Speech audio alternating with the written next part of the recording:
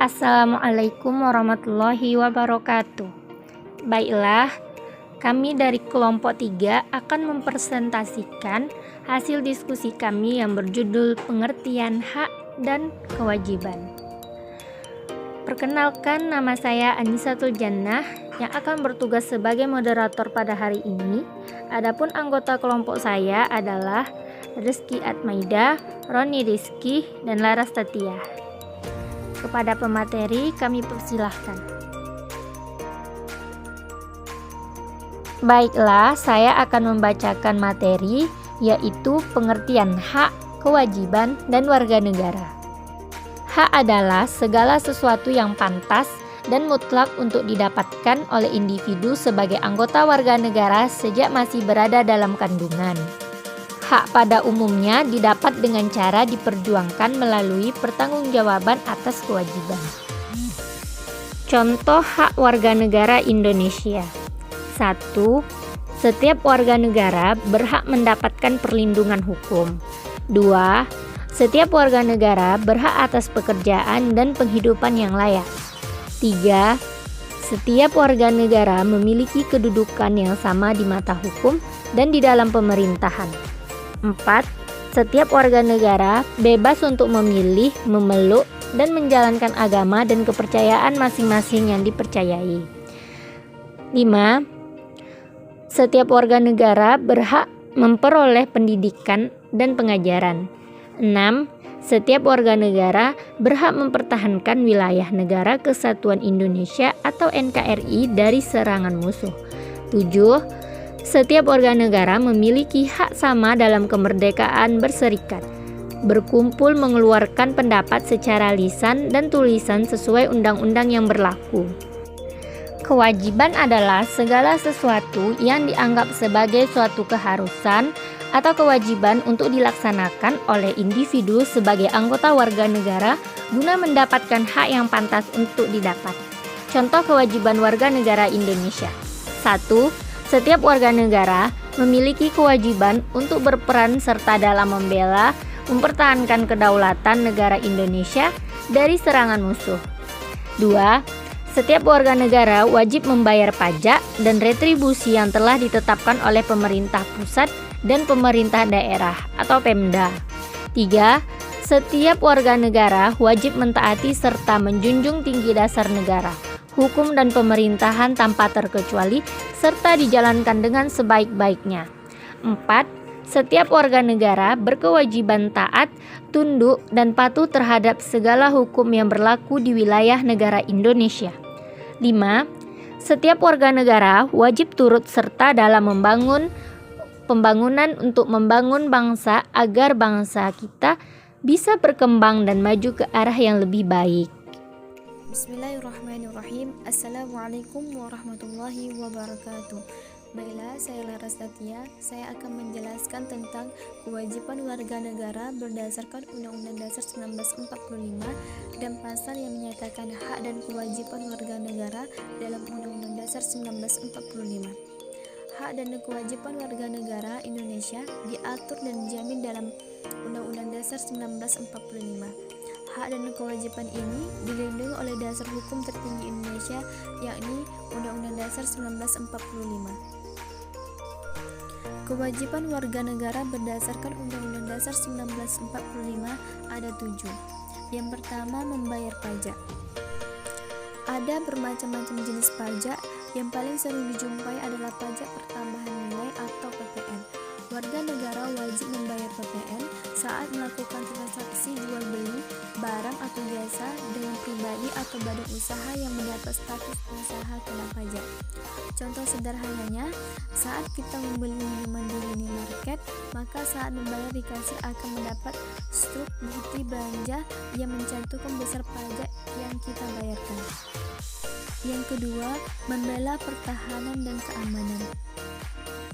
Dalam pasal 30 ayat 1, tiap-tiap warga negara berhak dan wajib ikut serta dalam usaha pertahanan dan keamanan negara.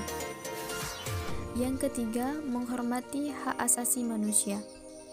Dalam pasal 28J ayat 1 mengatakan setiap orang wajib menghormati hak asasi manusia orang lain. Contoh hak yang paling asasi adalah kemerdekaan memeluk agama dan menjalankan ibadah sesuai agama tersebut. Pemerintah menjamin hak tersebut dan memiliki organisasi untuk mengurusnya. Indonesia memiliki Kementerian Agama yang mengurus hak warga negara untuk memeluk agama. Ada 6 agama yang diakui resmi oleh pemerintah Indonesia, yakni Islam, Protestan, Katolik, Hindu, Buddha, dan Konghucu. Yang keempat, menjunjung hukum dan pemerintahan. Dalam pasal 27 ayat 1 Undang-Undang Dasar NRI 1945 berbunyi, segala warga negara bersamaan kedudukannya di dalam hukum dan pemerintahan wajib menjunjung hukum dan pemerintahan itu dengan tidak ada kecualinya. Yang kelima, ikut serta membela negara. Dalam pasal 27 ayat 3 Undang-Undang Dasar NRI 1945 menyatakan setiap warga negara berhak dan wajib ikut serta dalam upaya pembelaan negara. Yang keenam, tunduk pada pembatasan yang ditetapkan oleh undang-undang. Dalam pasal 28J ayat 2 menyatakan dalam menjalankan hak dan kebebasannya, setiap orang wajib tunduk kepada pembatasan yang ditetapkan dengan undang-undang dengan maksud untuk menjamin pengakuan serta penghormatan atas hak kebebasan orang lain dan untuk memenuhi tuntutan yang adil sesuai dengan pertimbangan moral, nilai agama, keamanan, dan ketertiban umum dalam suatu masyarakat demokratis. Yang ketujuh, wajib mengikuti pendidikan dasar. Selanjutnya, yaitu pasal yang menyatakan hak dan kewajiban warga negara dalam Undang-Undang Dasar 1945. Yang pertama, pasal 26 ayat 1. Yang berbunyi, ayat 1, yang menjadi warga negara adalah orang-orang bangsa Indonesia asli dan orang-orang bangsa lain yang disahkan dengan undang-undang sebagai warga negara. Dan ayat 2, syarat-syarat mengenai kewarganegaraan ditetapkan dengan undang-undang. Yang kedua, pasal 27 ayat 1. Segala warga negara bersamaan dengan kedudukannya di dalam hukum dan pemerintahannya, wajib menjunjung hukum dan pemerintahan itu. Pada ayat 2, tiap warga negara berhak atas pekerjaan dan penghidupan yang layak bagi kemanusiaan. Yang ketiga, pasal 28. Kemerdekaan berserikat dan berkumpul, mengeluarkan pikiran dengan lisan dan sebagaimana ditetapkan dengan undang-undang. Yang keempat, pasal 30 ayat 1. Hak dan kewajiban warga negara untuk ikut serta dalam pembelaan negara, dan ayat 2 menyatakan pengaturan lebih lanjut diatur dengan undang-undang. Baiklah, hanya itu yang dapat saya sampaikan. Untuk materi selanjutnya akan dijelaskan oleh Ukhtina Rezki Atmaida. Warga negara adalah penduduk yang sepenuhnya dapat diatur oleh pemerintah negara tersebut dan mengakui pemerintahnya sendiri. Adapun pengertian penduduk, menurut Kansil adalah mereka yang telah memenuhi syarat-syarat tertentu yang ditetapkan oleh peraturan negara yang bersangkutan, diperkenankan mempunyai tempat tinggal pokok atau domisili dalam wilayah negara itu. Orang-orang yang tinggal dalam wilayah negara dapat diklasifikasikan menjadi: pertama, warga negara Indonesia adalah orang-orang bangsa Indonesia asli dan orang-orang bangsa lain yang disahkan dengan undang-undang sebagai warga negara. Kedua, penduduk, yaitu orang-orang asing yang tinggal dalam negara bersifat sementara sesuai dengan visa atau surat izin untuk memasuki suatu negara dan tinggal sementara yang diberikan oleh pejabat suatu negara yang dituju, yang diberikan negara melalui kantor imigrasi. Adapun untuk menentukan siapa-siapa yang menjadi warga negara dapat dilihat dari kriterium kelahiran. Pertama, kriterium kelahiran menurut asas keibubapaan atau disebut pula ius sanguinis. Di dalam asas ini, seseorang memperoleh kewarganegaraan suatu negara berdasarkan asas kewarganegaraan orang tuanya dimanapun ia dilahirkan. Yang kedua, kriterium kelahiran menurut asas tempat kelahiran atau ius soli.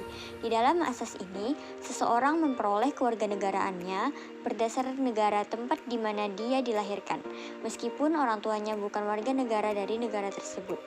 Konflik antara ius soli dan ius sanguinis akan menyebabkan terjadinya pertama, kewarganegaraan rangkap atau disebut bipatride, dan yang kedua, tidak mempunyai kewarganegaraan sama sekali atau apatride.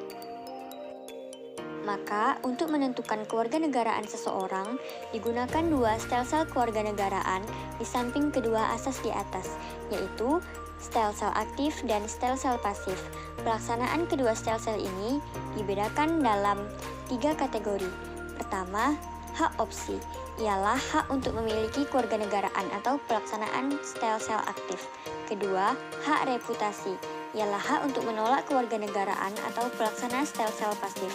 Dan yang ketiga, naturalisasi atau kewarganegaraan adalah suatu proses hukum yang menyebabkan seseorang dengan syarat-syarat tertentu mempunyai kewarganegaraan negara lain.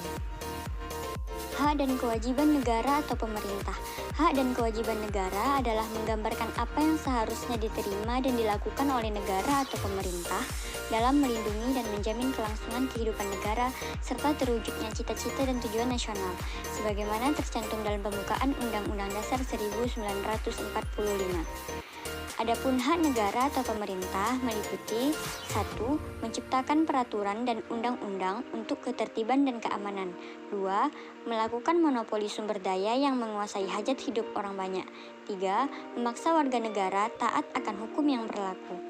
Dan adapun beberapa contoh kewajiban negara berdasarkan Undang-Undang Dasar 1945 yaitu 1. Melindungi wilayah dan warga negara. 2. Memajukan kesejahteraan umum. 3. Mencerdaskan kehidupan bangsa. 4. Ikut melaksanakan ketertiban dunia berdasarkan perdamaian abadi dan keadilan sosial. 5. Menjamin kemerdekaan penduduk memeluk agama. 6. Membiayai pendidikan dasar. Dan 7. Menyelenggarakan sistem pendidikan nasional. 27 ayat 2 Undang-Undang Dasar 1945 dan hubungan dengan warga negara. Pasal 27 ayat 2 Undang-Undang 1945 berbunyi, tiap-tiap warga negara berhak atas pekerjaan dan penghidupan yang layak bagi kemanusiaan. Pasal tersebut menjelaskan bahwa setiap individu sebagai anggota warga negara berhak untuk mendapatkan pekerjaan serta kehidupan yang layak dalam kehidupan bermasyarakat, berbangsa, dan bernegara. Lapangan pekerjaan merupakan sarana yang dibutuhkan guna menghasilkan pendapatan yang akan digunakan dalam pemenuhan kehidupan yang layak. Penghidupan yang layak diartikan sebagai kemampuan dalam melakukan pemenuhan kebutuhan dasar seperti pangan, sandang, dan papan. Pelaksanaan Pasal 27 Ayat 2 Undang-Undang Dasar 1945.